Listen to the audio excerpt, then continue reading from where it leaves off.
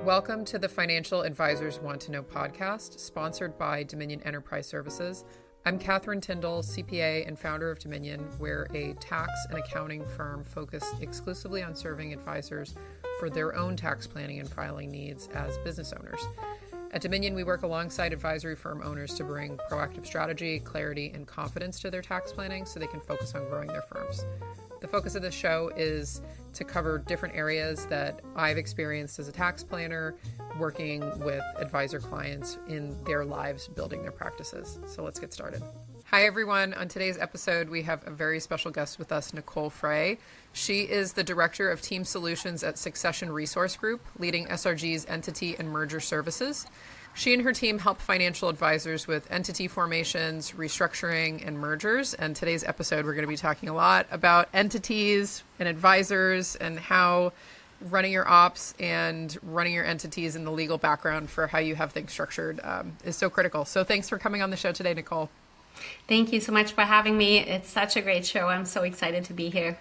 Yeah, it's such a good topic because I think of the things that advisors ask me about, questions that I get, so much of it revolves around entity structure. And in a lot of the conversations that I have with advisors specifically, they have, serious concerns, and depending on however they're structured, like if they're independent or if they're with a broker dealer, so many things will change around what we do with the entities. And then once we get into succession planning, it's just, there's so many unknowns, I think, for people. And a lot of the questions that I end up getting usually initially with people who are interested in joining us as clients, a lot of it revolves around understanding, a lot of fundamental concepts around entity structuring and what the different entities achieve. So I think it'll be a great conversation.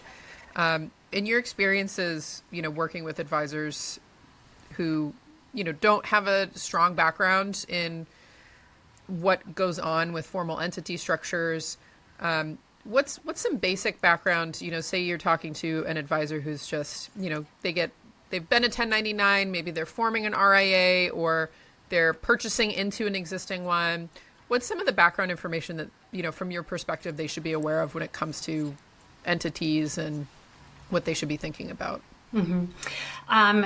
So that's a great question. And that's always what we start with when we start a project or a program with an advisor who comes to us and we help them with the entity setup, is actually thinking about what it is they want to accomplish with their business. So we talk about not just the short-term objectives, it's definitely important to also consider any long-term goals. Because as you know, on the tax side, Catherine, the entities come with certain taxation, certain restrictions, certain flexibilities. So we always start there, determining what it is that they're trying to accomplish, how you're currently set up. Do you have a broker-dealer affiliation? Do you want to form an RA, or do you want to affiliate with an RA as an IAR? Because that all determines how revenue flows once it is earned, what they can do with it, what are some of the risk factors. So that's where we start out, is talking about their goals. And with that comes things like mergers and acquisitions. Mm-hmm. Do you plan on sharing equity at some point, whether that's with an internal team member or, we talk a lot about the trends in the industry like consolidation. There are also a lot of recruiting efforts by firms nowadays because we're dealing with an aging industry. Unfortunately, there are more advisors exiting than they're entering the space. So with that always comes up the equity conversation. And every time you deal with equity, the next question should be, what type of entity do I need to accomplish all of this? So that's usually the conversation that we have. I don't know what you see on your end, but I can assume it's similar. Yeah, I always tell people, when we're getting into specific advice around entity structuring, I always have to start from the perspective of, okay, what are the actual operational objectives you're trying to achieve? Mm-hmm. Like, pretend none of this legal, tax, and accounting stuff exists. Like, from an operations perspective, how much do you want to be getting paid every year? When do you want to be exiting the business? Is this other person going to have an ownership stake with you? Are they going to be an owner with you? Are you just going to have employees and then eventually you're going to wholesale this thing? how much clarity do you have around that? Because for a lot of advisors, they're like, I don't, I'm going to be doing this for the next X number of years. I don't know how I'm going to exit. I'm not really, I don't really care about that at this point. And so just getting whatever clarity that we can on what they do know and what they do want, and then just backing into, okay, what's going to be the simplest way to get this done that's going to support the goals that they're aware of. And then also, just from experience, not wanting to shoot them in the foot for the future when they go to exit, if they're, depending on what kind of setup they're going to have. Because if I'm talking to somebody where they're, I'm going to try to be acquiring practices like every other year and just grow this into a monster, that's going to be a very different conversation than, Right. A lot of the advisors where they're, I'm going to have a lifestyle practice. I want to get it to $1 million a year. I'm going to have like 2 juniors underneath me. I'm going to train them up over time. Eventually they're going to be purchasing out tranches for me. Like, that's a very different situation. And so I always like to get that, that same sense as well. It's just like, okay, what are you going for? And then what's the simplest way for us to get there? And then I think a lot of the complexity that I encounter really, when you change from the bucket of being a single owner operation to a multi-owner operation, or that there's multiple equity stakes going on, that's where I find most of the complexity comes in with the entity structuring, because a lot of the rules and things that we have to follow from the tax perspective are coming down to how do you want to be compensating each other, and how do you want to be accounting for that, and where is revenue showing up, where are expenses showing up, and then where is it all landing within tax returns between, entities, personal Schedule C filings, like do you have a company, a separate entity that owns the building, like what other things, are part of the network. So it's a lot of it though just drives from what are you operationally trying to achieve, and then we back into the simplest structure. What are some common entity setups that you see, and some of those decision pivot points when it comes to the choices between the different entities from your perspective? And I can speak from the tax perspective as well, but from an operation, strategic level, what are some of those differences? Yeah. So I think you already mentioned one of those, and that is how do we want to get compensated? And you mentioned practices that might want to grow internally. So this is where the objective is to raise the successor owners internally through their employee ranks. The employees oftentimes are very much interested in still maintaining W-2 compensation and their benefits. So obviously that is only something we can accomplish if there is an S Corp in the mix. So it's an S Corporation allows owners to get a W-2 salary and take profits out as K-1 distributions. That's usually what I see is, the S Corp comes in to play either if employees want to maintain that W-2 as they then become owners, and then obviously, the tax savings for certain firms cannot be ignored on the profit side. So if an owner really wants to prioritize certain tax savings, the S Corporation might be something they want to look at. But I have to be honest, the S Corp has lost an interest in recent years because it comes with a lot of restrictions. And these restrictions are not really helpful if advisors want to engage in some of those industry trends like mergers or easily, adding other partners. So the way this is done is a lot of times in this industry, advisors find a peer who is a good fit. They envision that they will team up. And the goal is that they contribute their books of business, their goodwill to an entity so that they can then own that together through the entity structure. That way they can stop tracking mine versus yours, and they can focus on how do we grow this business together. They can create teams and departments, and so they start focusing on that more versus their individual books of business. To contribute a book in exchange for ownership in the firm is a lot easier when you have, for example, an LLC taxed as a partnership. We don't have to worry about tax implications here. It can be easily done with S corporations. That can be a whole lot more difficult, as you've probably seen. It's doable, but now we're talking about statutory mergers. And every time I mention that, I can see advisors just go, oh my gosh, what did I get into? Yeah. So the LLC partnership has really gained in popularity. It allows people to set up different ownership classes, which is great for equity sharing purposes. People who buy an interest in an LLC can amortize that purchase over 15 years, so they get a write-off. So all that is not possible in the S corporation. That's just easily done in a partnership. So that's the most popular form that we set up nowadays for people who still want to leverage the tax savings that the S Corp provides, or have that opportunity to participate in a 401k, for example. We create something a little more complex. It's an LLC that is owned by individually owned S corporations. So it gives advisors the best of both worlds. They get the flexibility on the main entity level. That's their operating entity, which is an LLC taxed as a partnership. And then they own their interest through an S corporation. So any profits that flow out to them go to the S corp first, so they get some tax savings there. Obviously within reason, so we do have to talk about that too, so it doesn't raise any red flags. Yeah, and it's a common structure. I always kind of work through this with advisors with, we start off with the thinking about doing the S corp, but then the issues with the compensation, if they want to have the ability to do unequal distributions, like it's going to break your S corporation. If you know that in future you're going to want to have like different kinds of equity involved in the practice, like some profits interests or things like that, you're going to run into issues there too.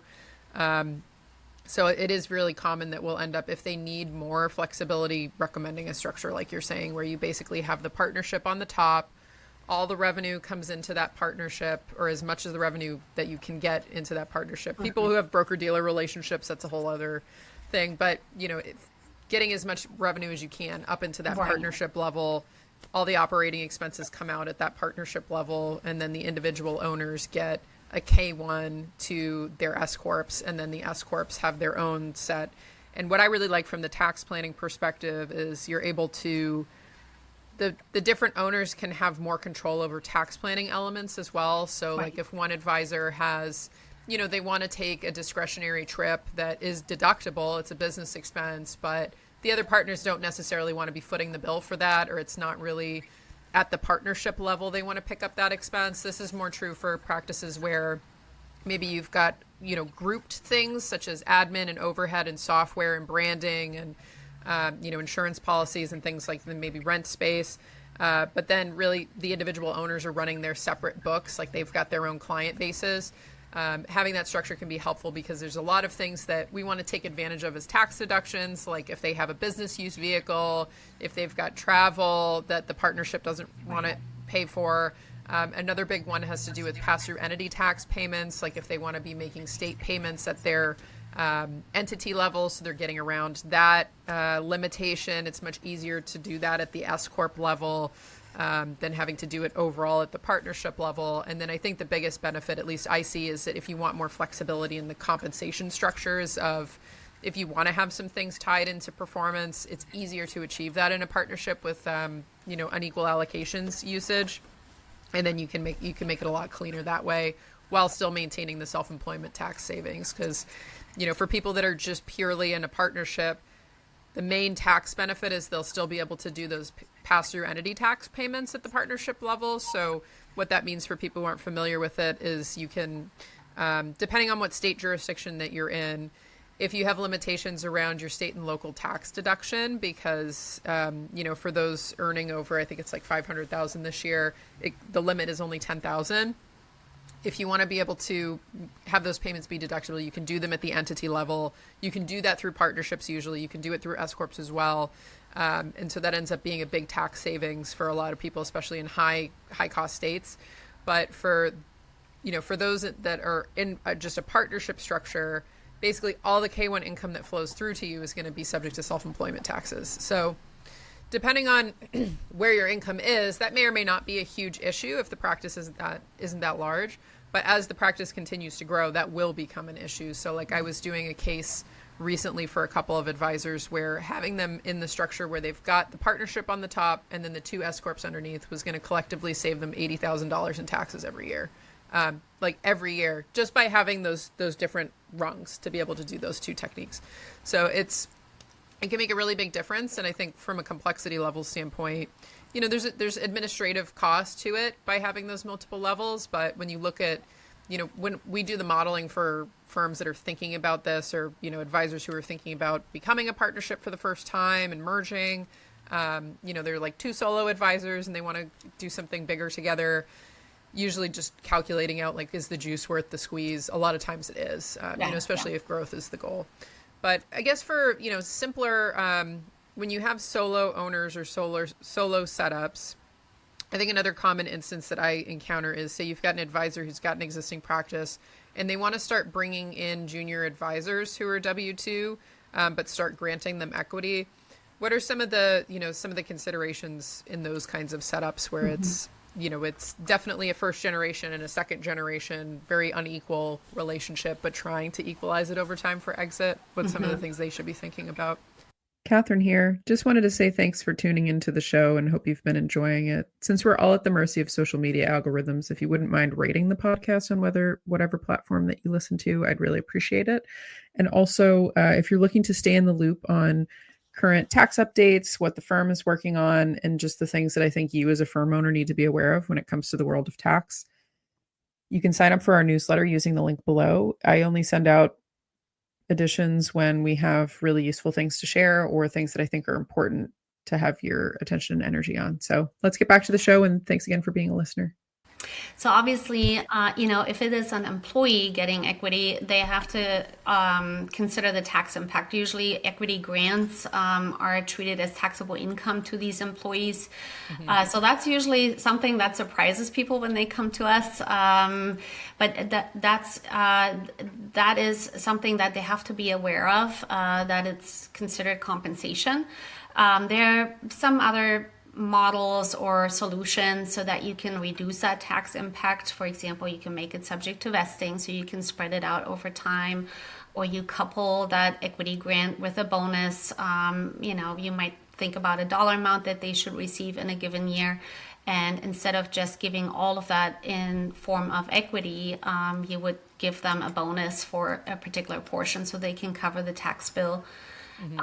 So that's one. The compensation, as I mentioned. So if the advisor doesn't operate an S corporation, but is an LLC, the new partner then would no longer be eligible for W-2 compensation. Instead, everything would be paid as K-1 income.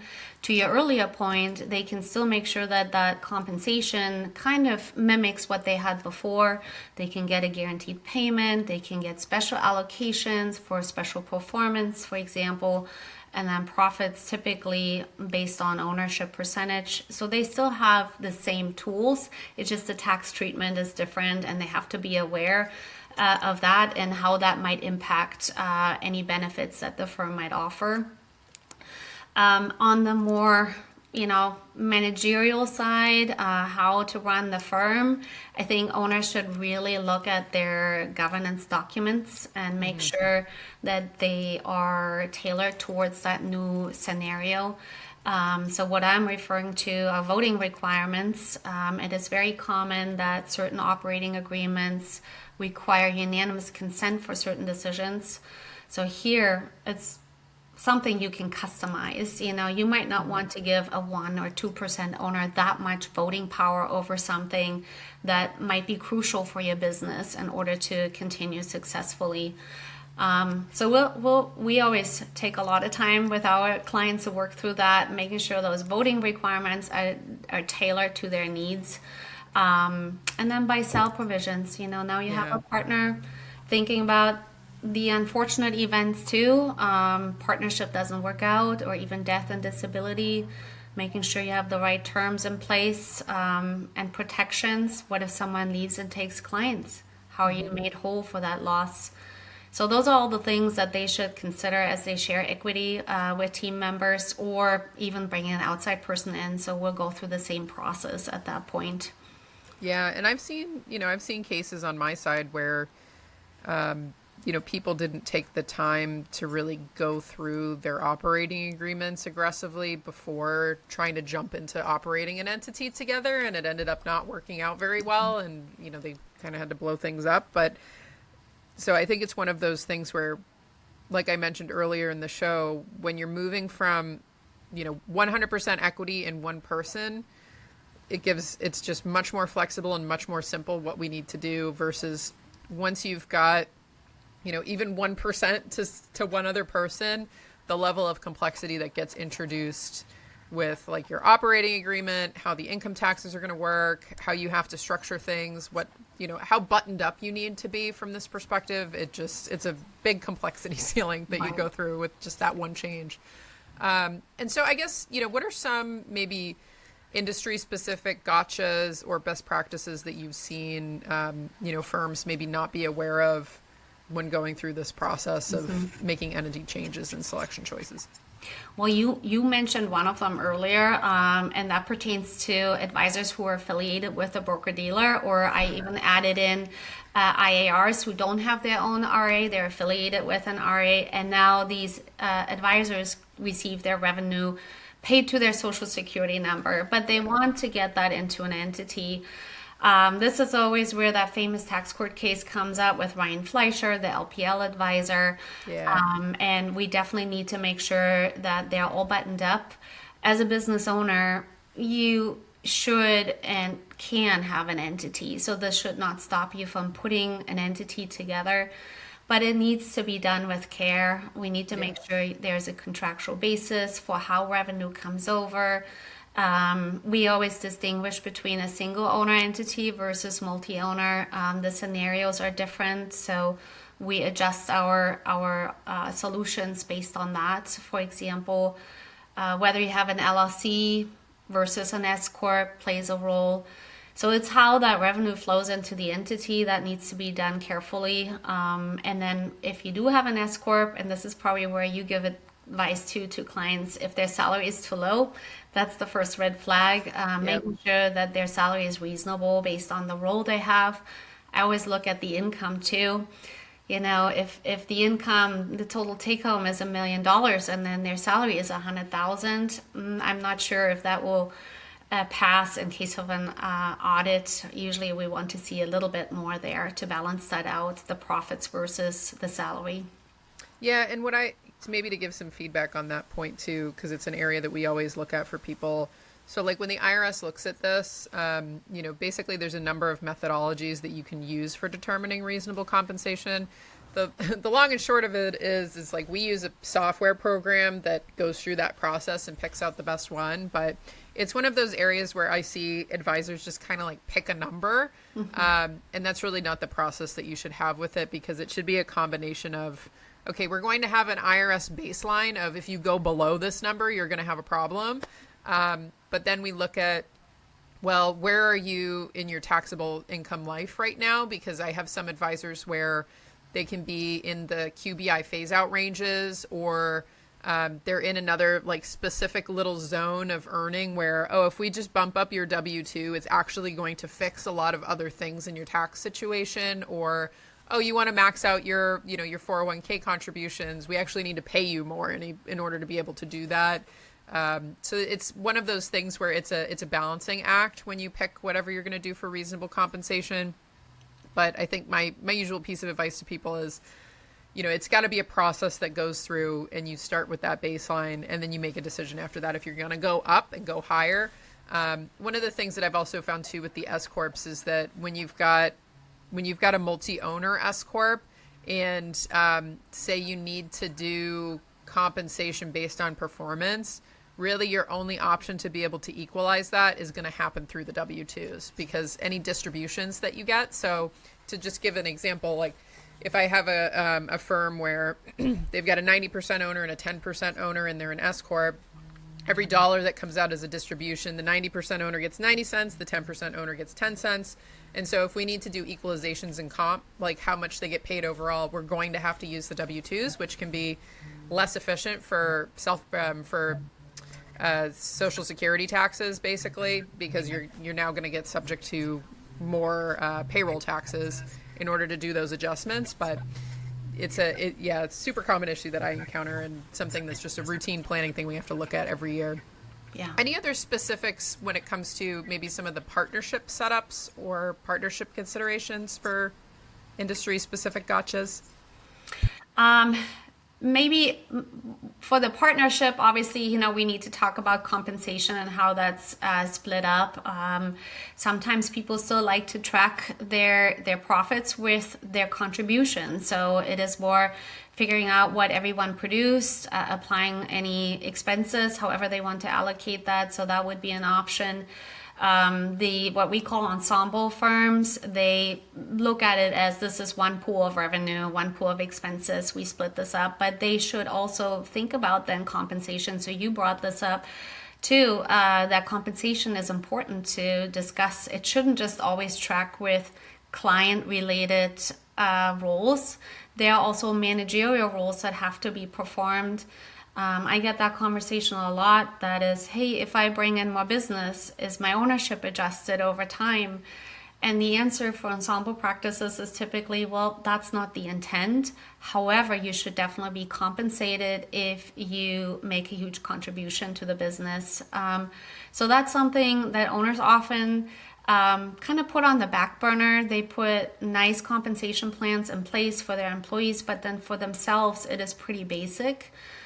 Even though it is so important to reward the partners too for their specific roles and create certain incentives.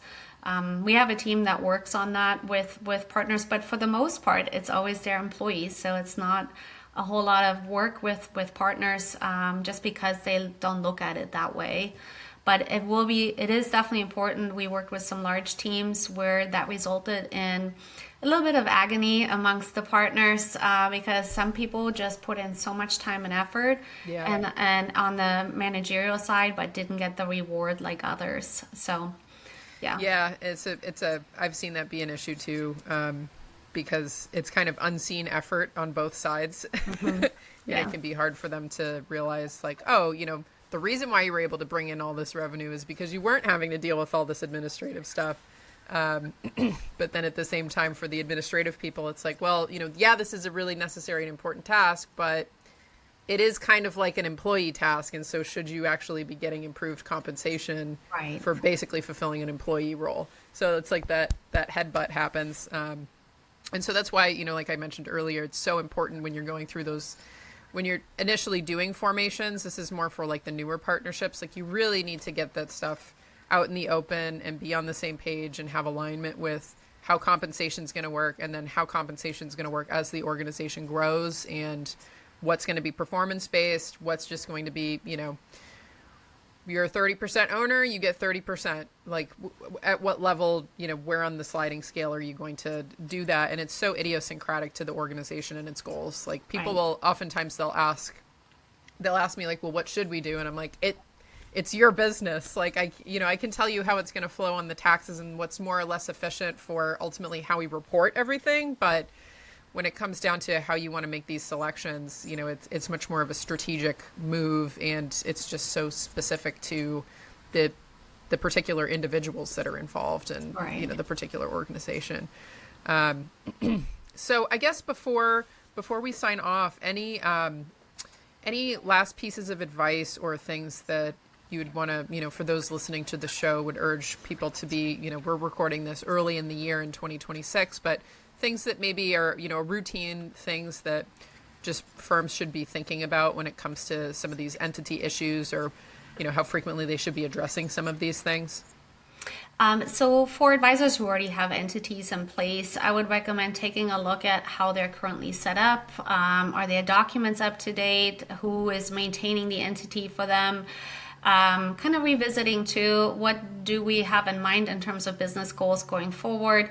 Talking with their CPA or calling us, is my entity supporting those business goals? If not, there are ways of restructuring that. So not everything is set in stone. We can definitely find solutions. And for advisors who still operate as sole proprietors, I would definitely reach out and get an entity set up. First of all, you should not have that personal liability exposure. Also, you should consider, your business is starting to evolve probably beyond just a book of business. It's becoming a true firm. Having a more structure for your organization just helps you be more organized and prepared. We see it all the time. People want to acquire a book of business and then they don't have their ducks in a row. And then the lender says, well, you need to fix all of this. And then they lose the opportunity to buy the book because it takes too long. So it's really good to do proper maintenance, look at it. I invite CPAs all the time. This is how you and I met, just because it is so important to really talk with your CPA through what are the pros and cons of this structure, what could I do better, and then pivot if needed. That's my advice. Really making sure you take an active approach with entities. Don't leave that up to just your CPA or your lawyer. It is something that advisors should actively participate in. Yeah. And I think, it's one of those things where I'll see people put this on the back burner. And then I have to have this conversation way more frequently than I like to, which is, oh, well, you should have been set up like this and we can fix it. But, you basically have been wasting, this amount of tax dollars every year. Like I had one person earlier last year where basically he had been wasting like $40,000 a year on something that's like a very easy adjustment. And it's just because it wasn't getting looked at. So it can be a really, if you haven't done this work and haven't done this work with a tax advisor, it can just be like, oh, automatically, like we just made another 40 grand this year just by shifting around, some of these different components that interact with each other. It's like very little lift on your part to fix some of that. Right. So it's definitely one of those things where, if you haven't done it or you're anticipating changes that are going to be happening in your org, it's good to know ahead of time what you're going to need to do as well. Like a lot of advisors, will approach me where it's, oh, I'm trying to do this succession plan and like the deal's on the table, in a month. And I'm like, that's just not enough time for us to, sort a lot of this stuff out, versus the ones that'll say, okay, I'm going to be operating this for like 2 years and then I'm going to cut in this junior probably for this percentage amount. I want to start thinking about what this is going to look like now. And with those conversations, there's a lot more that we can do with that, a lot more creativity that we can have too with, just really making sure that the advisor's getting the outcome that they want. A lot of times if they've kind of rushed through the process of doing an acquisition or some, equity changes, there can be things that they overlooked or, significant inefficiencies or problems in it just because, they didn't have tax modeling done before they decided to, get into this deal or whatever it is. But I think always, it's one of those things like once you've got the structure good and then you're not making any changes, you can operate it for a good amount of time as long as there's some kind of routine making sure that it's still the right situation for you. But if you've never gone through that process before, you could be leaving a lot of money on the table, a lot of liability on the table, and just, not having the org be at the level that it should be at for supporting you. So for those interested in learning more about what you and your team do, Nicole, could you tell us a little bit more about Succession Resource Group and how people can get in touch with you? Absolutely. You can find us through our website, of course, successionresource.com. Our firm is a consulting firm. We mainly work with financial services professionals and have done so for many years now. Our services include valuations. So this is usually a good way for an advisor to determine whether or not there are certain weaknesses or pain points in their practice that oftentimes they can easily fix, and it will increase their value quite a bit. So that would be a good way to at least assess where your business is at this time. We also help establish compensation plans. Earlier we talked about flow of revenue, and with that always comes in the compensation of people. Can we pay them a percentage of production? The industry is slowly moving away from that to W-2 and bonus comp, but that means we need to create good comp plans for them that have similar incentives. We set up equity sharing plans. We help with the buying and selling of practices, and death and disability plans too, which is always interesting because this is something advisors always tell their clients to do, and then they often don't have a plan in place themselves. So we can help with that. And my team in particular, we help with entity formations, restructurings, and mergers. So we get a little a little geeky on that side with all the entity stuff, but we love it. And I think our advisors always get a lot of education through our programs. Yeah, that's wonderful. Well, thank you so much for coming on the show today, Nicole. I really appreciate it. Thanks so much for having me. Thanks for listening to the Financial Advisors Want to Know podcast, again, sponsored by Dominion Enterprise Services. If you found this episode valuable, I would love to personally hear from you. Connect with me on LinkedIn and send me a message. I'm always interested in your feedback, future episode ideas, or questions you'd like to see covered in a future episode of the show.